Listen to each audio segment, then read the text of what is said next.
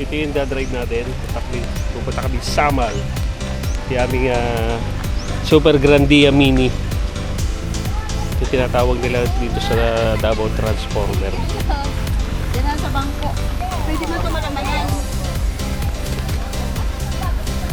Ganun ulit. Pink na pink. Pwede lagyan. Ako sa pwede ito. Abot yan? Oh, say. La. Sakay kami ng ferry boat.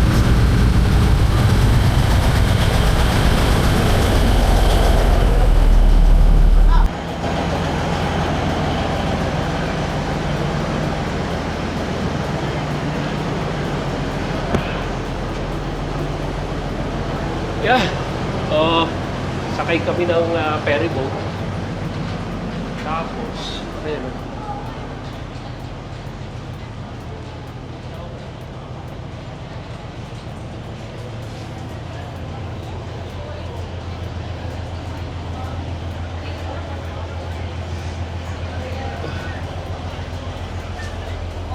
Sakay kami ng ferry boat, tapos yung sasakyan namin na doon nakapark.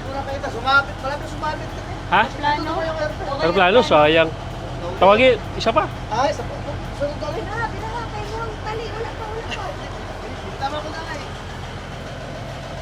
So dito, sakay kami. Dala namin yung aming sasakyan. Tapos, namin yung transformer. Yung tinatawag na transformer dito. Yung Suzuki. So, ang amount ng bayad dito ay parang 200 pesos per vehicle. Tawid ng Samal. Yung puti, dala mo. Diba? Ha? Dala yung dala mo. Okay lang? Okay lang. Basta. Okay lang. Eh, nasanay sa 2.5 na makina eh. Tagal umangat eh. Ang tagal umangat eh. Saan tayo pupunta, Noy? Ano pupuntahan natin? Ha? Ano po lugar na pupunta? Samal din? Samal. Sa Marcy Resort. Marcy Resort sa Samal. Oh, Samal. So yung aming resort ay Marcy. Mars. Dito tayo landing sa babak. Magkano ang per vehicle? Bayad? Magkano bayad? 200 yata. Kasi binayaran namin, 6 kami, 400 pesos. Parang kasama na ata yung passengers at saka sasakyan. So kasama na yung passengers saka sasakyan ay 400. So tatlo sasakyan kami, yung green, apat na sasakyan kami, yung Suzuki, yung tinatawag na transformer, isa yung green, tapos yung pula, at yung white, taka yung Fortuner. So yun. Gaano katagal lang ang biyahe nito? Gaano katagal daw? Wala pang 30 minutos. Wala pang ano. So talagang tawid lang, wala pa 30 minutes pala to. So dito tawid namin. So talagang tawid lang.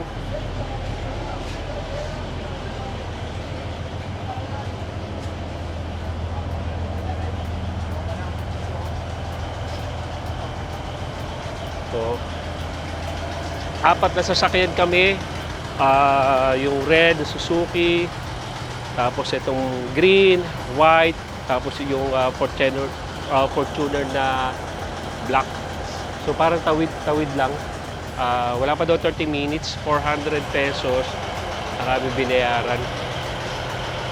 Sa mga kasama namin, ito, hi! Welcome to my channel. Ito na aking pamangkin.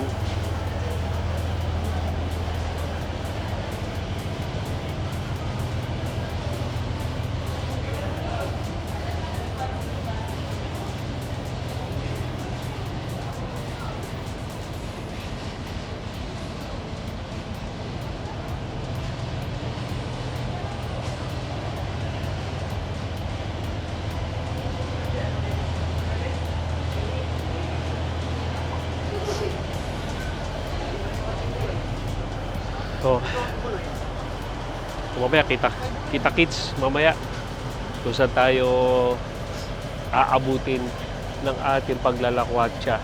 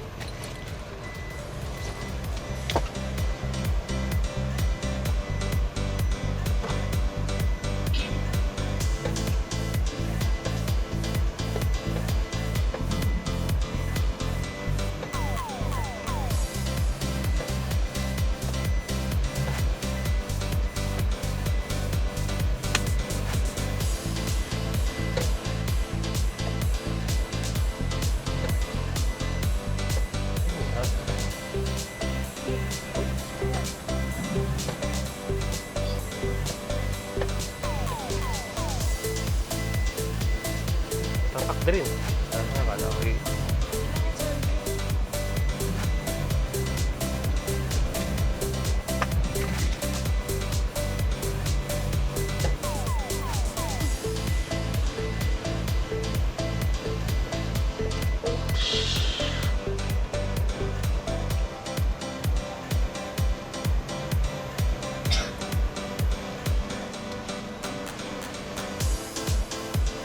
Silver.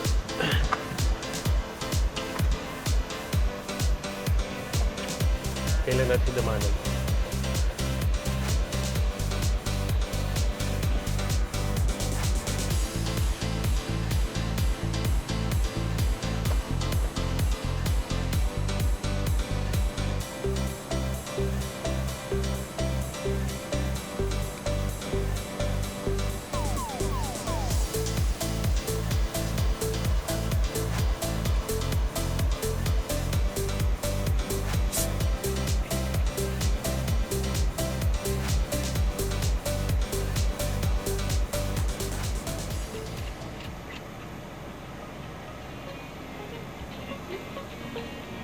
So yung beach na pinuntahan namin, itong Marcideo Beach Resort. So dito siya. Dito sa may Birat Barangay San Remedio, Kaputian, Samal Island. Ayan. So yung papunta sa kanila, pagpasok mo, so ito yung bubungad sa iyo na daan. So yan. So meron siyang pababa. Meron siyang pababa dyan.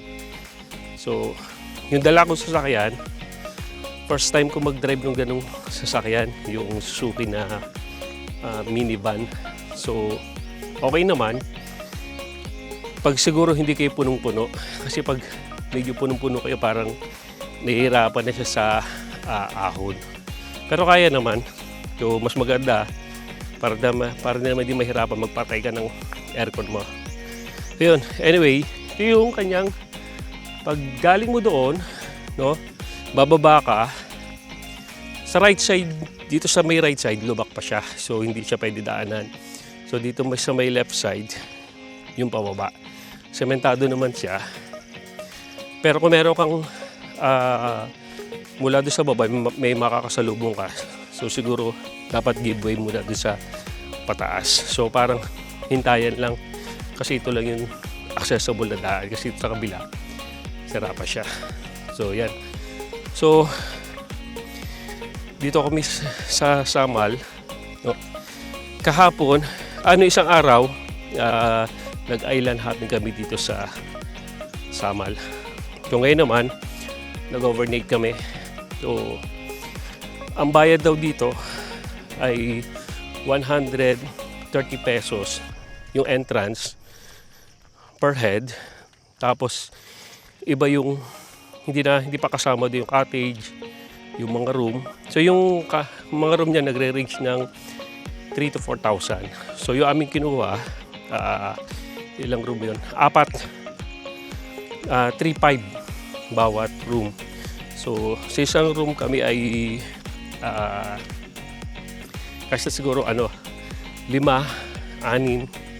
Aircon naman siya, tsaka malinis. Yun ang maganda. So yan. So, pagbaba mo, ito yung parking narito sa kanan natin. Andyan. Ayan, yun yung aming, bali 4 kami sa sasakyan. No? Yung Fortuner, 3 minivan, yung pula, puti, at yung green. Tapos ito Fortuner. So, ito yung parking niya. Malawak naman siya. Ayan. Pagtapos mo park, so yung pababa siya, meron dito. Ayan. So bubungad sa iyo yung 2 resort, yung Entroliso at saka yung Marcideo. So dito kami sa Marcideo.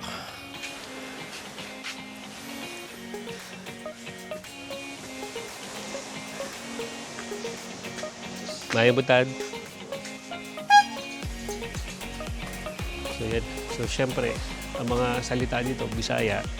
So nakakaintindi naman tayo ng Bisaya na siguro 80 to 90% or 70 to 80% naiintindihan ko yan. So Pero yung salita, siguro kaya ko magsalita mga 20%. So, yun. So, yun yung hagdan mula dun sa taas. So, bababa ka rito. Tapos, hindi naman ganun tawag dito, hindi naman ganun katarik. So, ayan, tara. So, ayan. May isa pa. So, dahan-dahan lang. Medyo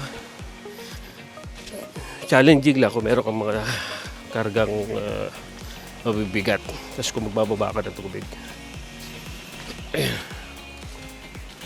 So, ito yung bubungkat sa'yo. Ayan, ito yung aming Marcideo Beach Resort.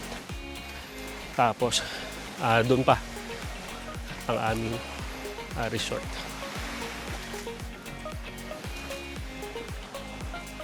So, ito yung Marcideo. So, meron silang mga nakalagay na rules and regulation.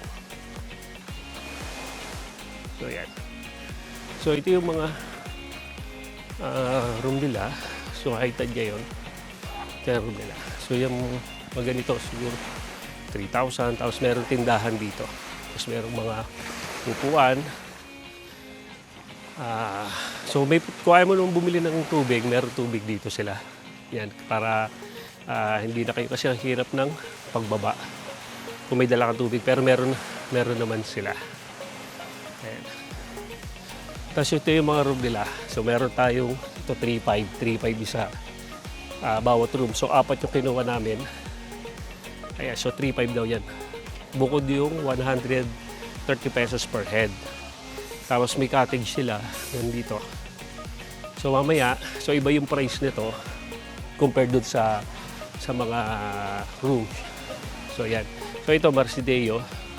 Doon sa bandang kabila, ayun na yung Entroliso na resort. So yan. So mamaya, tingnan natin yung mga room kung ano ang itsura. Okay?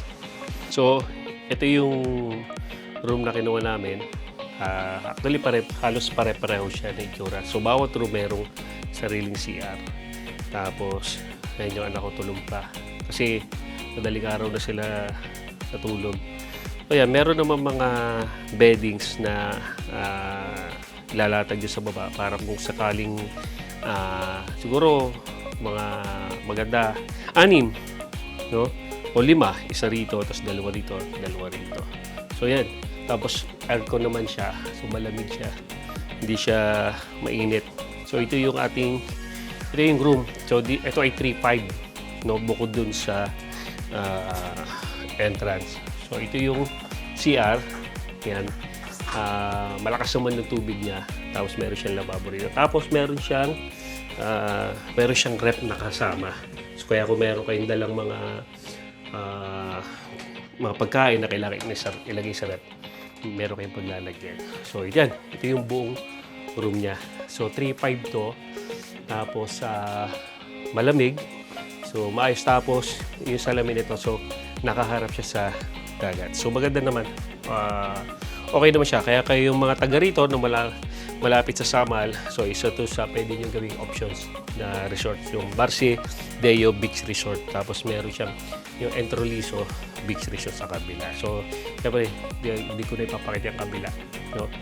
So, ito yung Marcideo Beach Resort. So, pag labas mo, pagbukas mo naman ito kagad yung bubungot sa iyo, yung dagat. So, ito yung kinuha namin. 4 na room. 1, 2, 3, and 4. Tapos accessible. Siya kung magkakasama kayo, ito yung kunin ninyo. Yan.